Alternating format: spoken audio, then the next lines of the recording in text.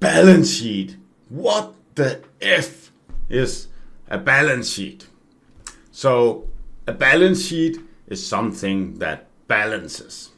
And in around 10 minutes, you will be an expert in balance sheets. So accounting report cards. So we have 3 accounting report cards: balance sheet, income statement, and a statement of cash flows. So in this video, I'll talk about the balance sheet.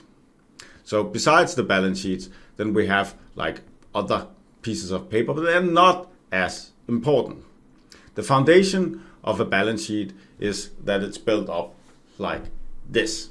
Sometimes it comes like as a long row, but in general terms, a balance sheet has 3 parts.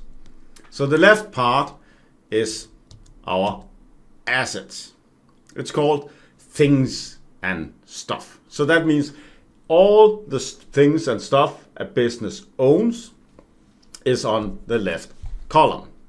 So what are things and stuff that the business owns? So it can be like cash, it can be accounts receivable. So accounts receivable is that I've sent an invoice, but I haven't received the money yet. It can be our inventory. So maybe I have a warehouse and I put a lot of stuff in the warehouse, so I have stuff there. So that is some stuff that the company owns. Then the company can own property, plant, and equipment. So that is on the left side of our balance sheet. Then the company can either owe or own the things and stuff, right? So either it owes the stuff, owes the money for it, so you borrowed the money, or you owe the money that paid for the things and stuff. So the things you owe is something called account payable. So account payable means that we have some bills that we need to pay, but we haven't paid the bills yet. So that means we owe this money to someone because we haven't paid for our things and stuff yet. So that is account payable. Then we have something called note payable, NP. So that is like we borrowed some money and we need to pay that back. So that is something called NP. So that means like some debt that we need to pay back. So we owe that money. It's called notes payable. Then we have something called TP, and that's tax payable. So tax payable is taxes that we haven't paid yet. So we should make a profit and we should pay taxes, right? But we haven't paid the taxes yet. And that is tax payable. So what we owe is sort of like can be put into like these 3 categories. Then there are the things that our business own. So our business owns the initial investment that was made to create the business. So if we put in $10,000 or $5,000 when we created this company, this business, that is our initial investment. Then if our company goes out and makes some money, so we earn something, then that is something we own too. So earnings is something we own. Then we can use the earnings to either pay out dividends. So that means like I own the company, I think I should get some dividends, or you own a stock in a company and then the earnings will go out and like be paid out to the shareholders.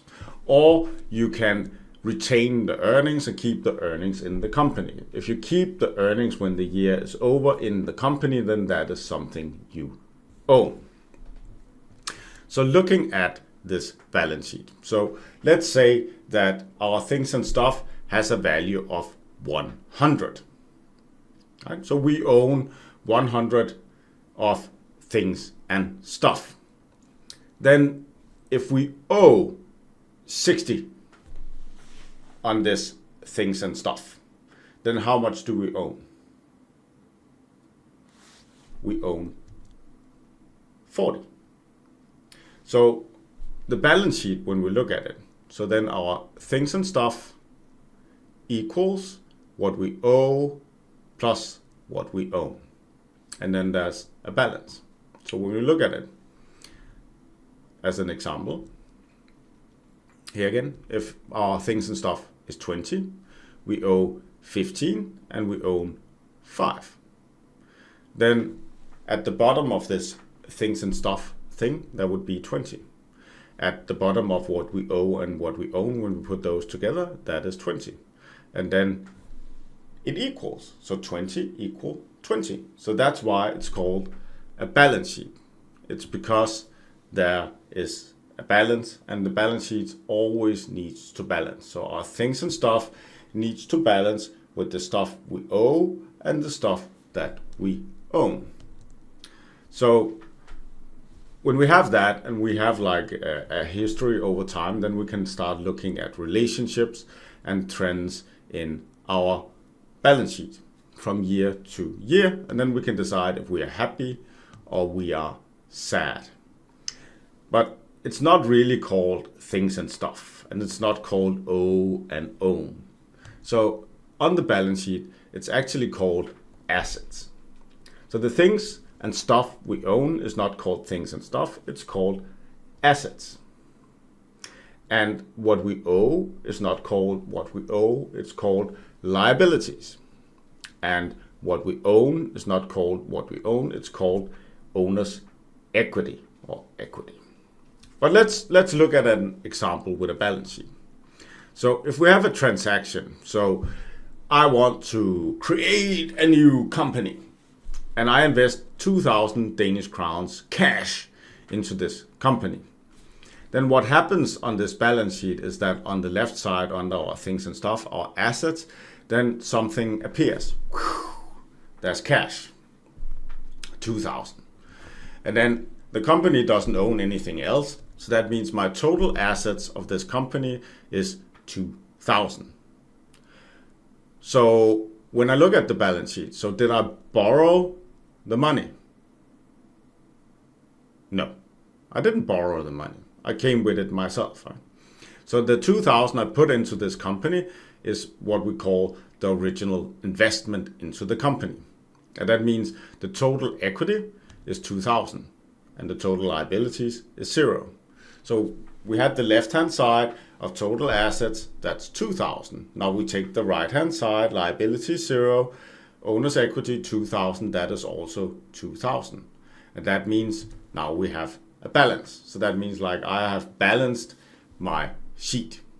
So assets equal equity plus liability. A balance sheet always has a date. So that means when I get a balance sheet, it's a moment in time. So if I get it, I can get the balance sheet once per year, or I can get it every 3 months.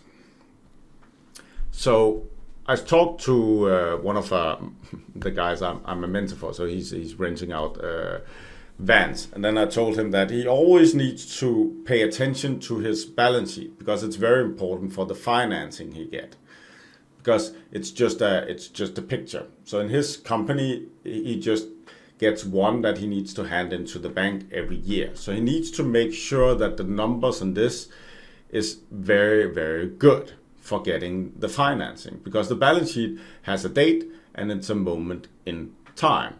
So the one for the quarter is not the same as the one if we did it after a month or after a year. But we can decide in our company to get this every year or every 3 months or every month, depending on what we want there.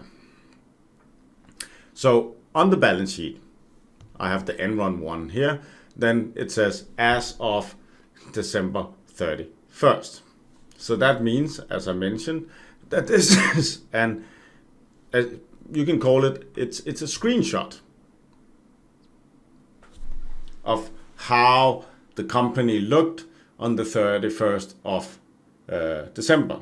And as we know with Enron, then you can manipulate the numbers for this date, so it suits whatever you want. So you can say that the balance sheet can't really be used for anything except like financing, because the balance sheet can be manipulated, and that's why it's sort of fake.